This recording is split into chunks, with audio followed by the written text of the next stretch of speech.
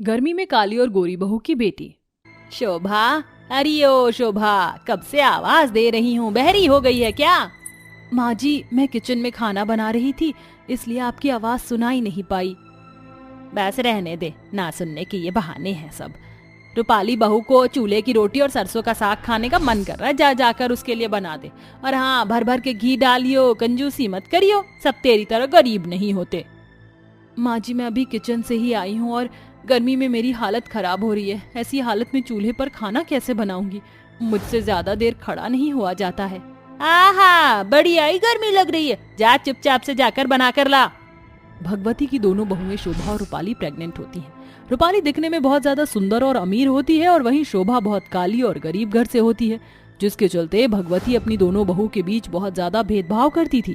भगवती इतनी गर्मी में भी शोभा से घर का सारा काम कराया करती थी और वहीं रूपाली पूरे दिन एसी में बैठकर आराम करती है।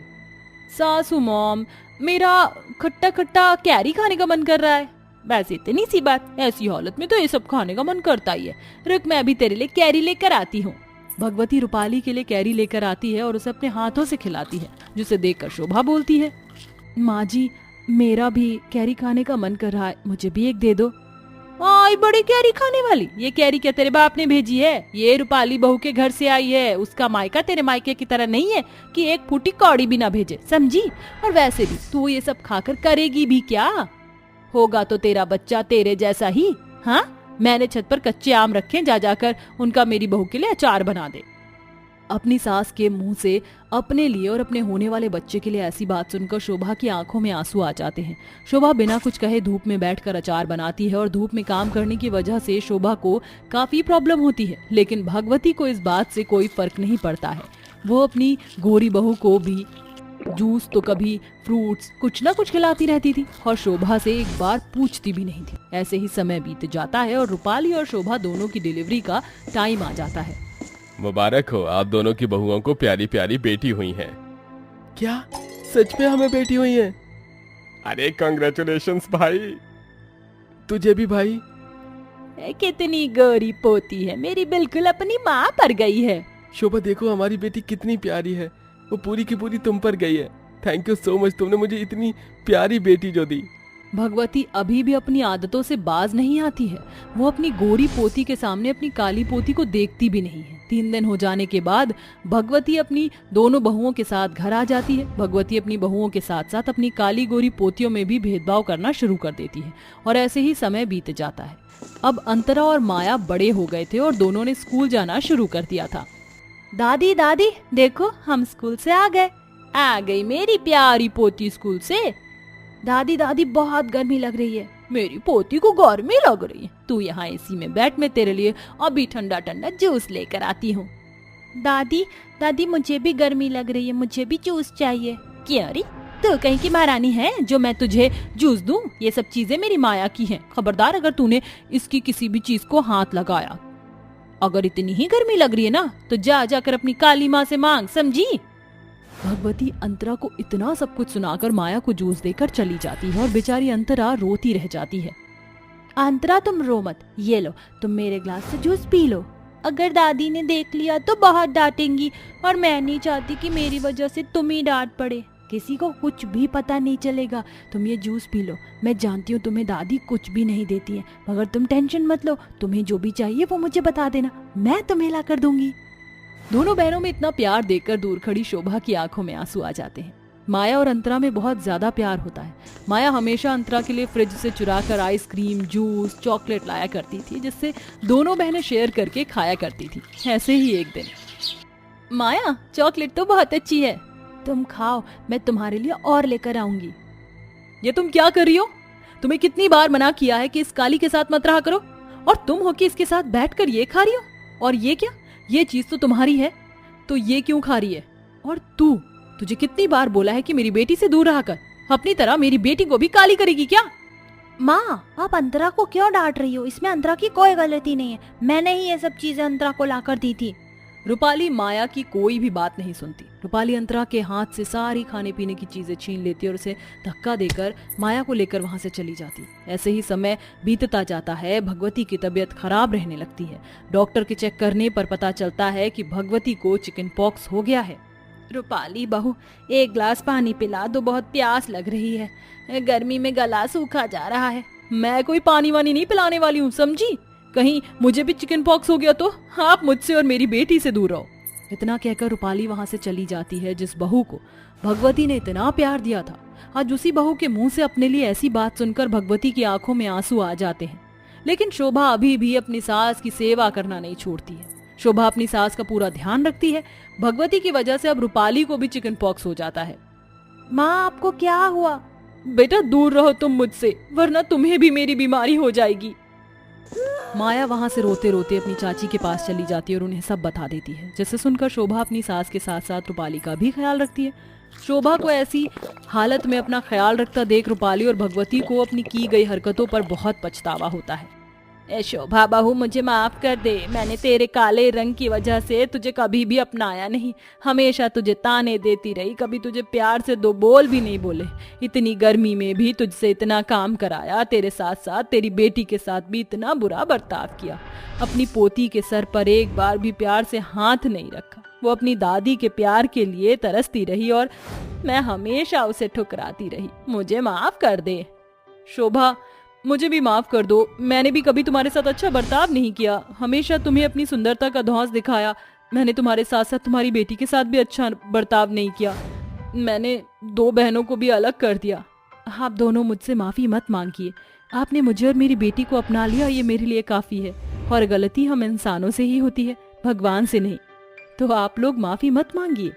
शोभा रूपाली और अपनी सास भगवती को माफ कर देती है। भगवती अब कभी भी अपनी बहुओं और अपनी पोती में काले गोरे का भेदभाव नहीं करती। शारदा अपनी 5 साल की बेटी सोनी के साथ एक टूटे फूटे झोपड़ी में रहती थी। शारदा के पति अरुण की 2 साल पहले एक एक्सीडेंट में मौत हो गई थी। तब से शारदा अपनी बेटी के साथ इस गरीबी में जी रही थी। माँ, बहुत भूख लग रही है, खाना दो ना। बेटी, मैं तुझे खाना कहाँ से ला कर दूं? घर में एक चावल का दाना भी नहीं है। माँ, पर खाली पेट की वजह से मेरे सर में दर्द हो रहा है, कुछ तो दो ना। अपनी बेटी को भूख से बिलखता देखकर शारदा की आंखों में आंसू आ जाते हैं और वो सोचती है, हे भगवान, ये तो मुझे कैसे दिन दिखा रहा है। ऐसे दिन दिखाने से अच्छा तो तू हमें मार ही देता। अब मैं अपनी बच्ची का पेट कैसे भरूं? माँ, क्या सोच रही हो? कुछ दो ना। तभी शारदा को याद आता है, बेटा, आज शंकर मंदिर में भंडारा होने वाला है ना, चल मैं तुझे वहाँ लेकर चलती हूँ। वहाँ कुछ न कुछ तो खाने के लिए मिल जाएगा हमें। इतना कहकर शारदा अपनी बेटी को मंदिर ले जाती है और उसे वहाँ भंडारे का खाना खिला देती है। शारदा अपनी बेटी के साथ ऐसे ही अपनी गरीबी के दिन जी रही होती है कि तभी एक दिन, सोनी, तुमने आज भी अपना होमवर्क नहीं किया? सॉरी टीचर, मेरे पास पेंसिल नहीं थी, इसलिए मैं अपना होमवर्क नहीं कर पाई। तुम्हें और कोई बहाना नहीं मिला होमवर्क ना करने का? टीचर, मैं कोई बहाना नहीं बना रही हूँ, मैं सच कह रही हूँ। मेरे पास पेंसिल नहीं है। तो अपनी मम्मी को बोलो कि वो तुम्हें पेंसिल दिलाए। टीचर, मेरी मम्मी के पास पैसे नहीं है। तो पापा को बोलो कि वो दिलाए। मेरे पापा नहीं है, वो तो कब के भगवान जी के पास चले गए। तुम्हारे पास तो हर बात का जवाब है। यही तमीज है अपनी टीचर से बात करने की? टीचर्स को सोनी की बातों पर विश्वास नहीं होता, जिसके बाद वो उसे मारती है और पनिशमेंट देती है। आज तो सिर्फ 1 घंटा ही हाथ ऊपर करके खड़ा करा है। अगर कल भी तुम्हारा होमवर्क पूरा नहीं हुआ तो पूरा दिन ग्राउंड में हाथ ऊपर करके खड़ा करूंगी, समझी? जिसके बाद सोनी रोते हुए अपने घर आ जाती है। अपनी बेटी को रोता हुआ देखकर शारदा उसके पास जाती है और कहती है, क्या हुआ सोनी, तुम रो क्यों रही हो? किसी ने डांटा है या मारा है क्या तुम्हें? माँ, मुझे आज टीचर ने मारा और पनिशमेंट दिया। लेकिन क्यों मारा तुम्हें? कोई गलती की थी क्या तुमने? मेरे पास पेंसिल नहीं थी, इसलिए मैंने होमवर्क नहीं किया था, इसलिए टीचर ने मुझे मारा। उन्होंने कहा है कि अगर कल भी मेरा काम पूरा नहीं हुआ तो वो कल मुझे मारेंगी। माँ, मुझे उनकी मार नहीं खानी है, बहुत दर्द होता है। देखो मेरे हाथ कैसे लाल हो गए हैं। आप मुझे एक पेंसिल दिला दो ना, जिससे मैं अपना होमवर्क पूरा कर लूं। मेरी बच्ची, मैं तुझे पेंसिल कहाँ से दिलाऊं? मेरे पास तो 2 रुपए भी नहीं है। माँ, मुझे मार नहीं खानी है, मुझे नहीं पता।